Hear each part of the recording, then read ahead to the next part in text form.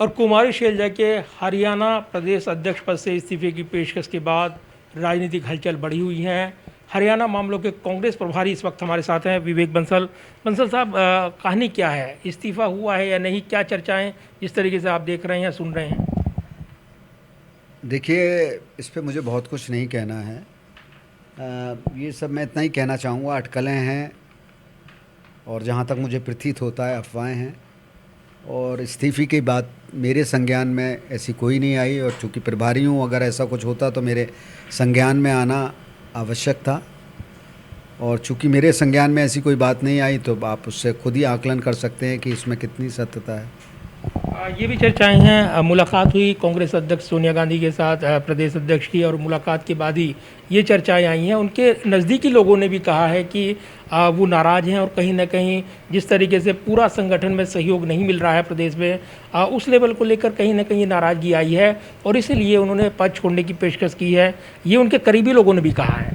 देखिए, अब उनके करीबी लोगों ने कहा है, जब आप कह रहे हैं तो वो सही होगा। मुझे तो इसकी जानकारी, मैं इसके बारे में अनभिज्ञ हूँ।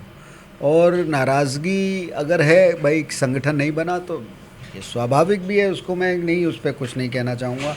पर इस्तीफ़े की बात जहाँ तक है ताल्लुक़ है, मेरे को उसकी कोई जानकारी नहीं है, कोई भी उसके बारे में।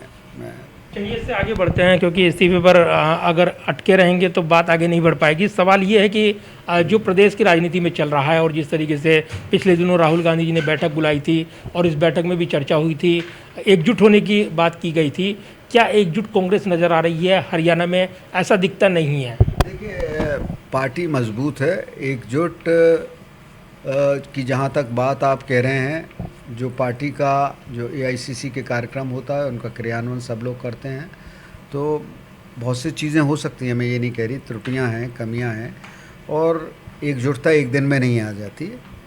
बात पाठ पढ़ाया गया है राहुल जी के माध्यम से, धीरे धीरे उसको आत्मसात करेंगे।